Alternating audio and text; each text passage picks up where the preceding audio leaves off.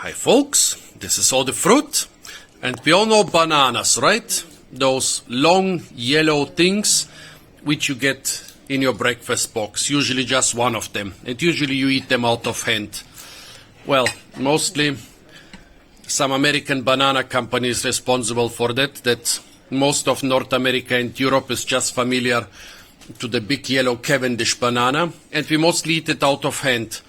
But if you know a little bit about tropical countries, you know that banana is actually a staple food in tropical countries, and they don't just eat it out of hand, they eat it with many different preparations.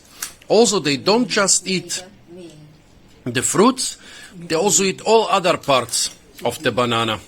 You can eat the inside of the pseudostem, you can eat the young leaves, you can eat the flower bud, you can even eat the corm, the big bulb underground. Actually, there are bananas which are being cultivated only for harvesting the corm and the pseudostem. The fruits are not even being eaten in some varieties because they are not of such good quality.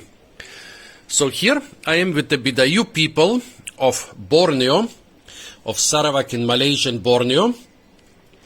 And they have lived for many thousands of years with wild bananas and also with cultivated bananas. And they've learned countless ways to use them. So many ways that I cannot just show you all at once. Now I'm showing you 3 different ways. In the middle, rather unspectacular, if you visit Southeast Asia and especially Malaysia, you will find pisang goreng, or the fried banana. This is a kapok banana, an angular banana growing on a particularly big banana plant, and they fry it in butter. This is a thing very typical for Malaysia, but you will also find it in Indonesia, in Thailand, and in other countries in the region. Here on the right side, I have something much more special. Those are small pisang hotel. Pisang hotel is like the default banana in Sarawak. They are small like most of their banana species. They are not too sweet, you can eat them out of hand, but people usually use them for different preparations. And they're also usually the cheapest bananas on the market. Here, they took some half-ripe pisang hotel. They look a little bit more green in the video than I see them. Those are not completely green, there is a slight hint of whitish yellowish. And they fried them without putting them in butter first. Oops. If you try this with a very ripe pisang kapok, it would basically fall apart. I've tried to fry ripe bananas with ripe dessert bananas without a coating of butter, and they basically dissolve into goo. But this one here is a half-ripe banana, fried in a sauce with, what is this? Onion and onion, garlic and oyster sauce. And here finally we have a wild banana. They didn't show me the plant, so I don't know what species exactly it is, but monkey fingers bananas are most common around the village, so I guess it is a monkey fingers banana. They don't eat the fruits of the monkey finger bananas. They are small and have seeds, but they eat the flowers and they also eat the inside of the pseudostem.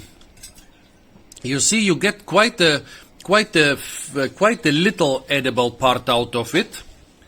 A pseudostem which was maybe as thick as my leg, and the thing you get out is about the size of my thumb. They cook the pseudostem. What did you cook it with? Ibu? This one? So they cook this one also with onions. Here you can see the onions. I've eaten it a couple times without much spicing, and then it was quite boring. So now let's try everything. Let's start with the banana pseudostem.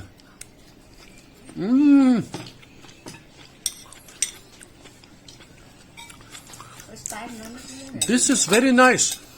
I have eaten it before, and I guess the people before, they didn't spice it properly. With enough salt and the proper spices like onions, and you can see they also use them ample amount of oil.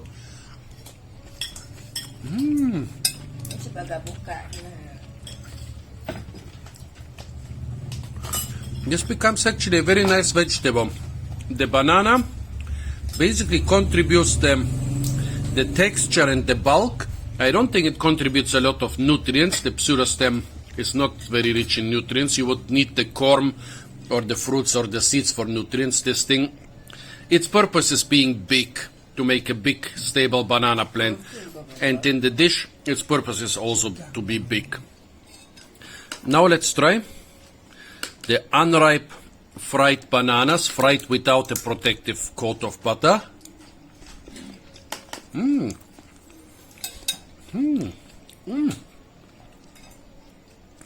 Very interesting. Now I understand why they have to be half ripe. I taste the onion, but there is some sweetness and some sourness to the dish. I think both the sweetness and sourness come from the half-ripe banana. That's why it has to be half-ripe. It gives you some sourness, it gives you some sweetness. It would still be a little bit tart, or pretty tart eaten like this.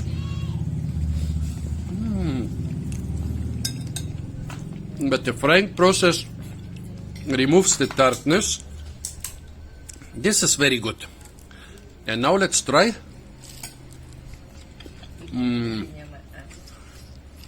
Pisang goreng. It's the classic. Here they make it mostly with pisang kapok. But I think you can also fry every ripe Cavendish banana from a Western supermarket in butter, and it would be very tasty. Oh, by the way, folks, we just have a Crocodile Dundee moment. You remember in Crocodile Dundee Part 1 how he gave the American woman a lot of worms and tubers and other jungle food to eat, and then he opened a can of imported food for himself? Well, Ibu, who cooked those nice foods for me, just got some takeaway food from some modern diner. Well, there are some Chinese noodles and an American donut. So I'm eating boiled durian seeds, fried durian seeds, fried durian and champedak, jungle nuts,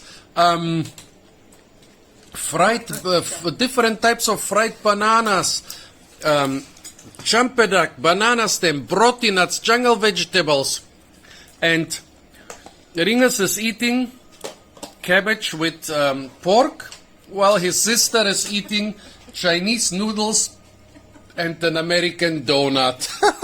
Yeah.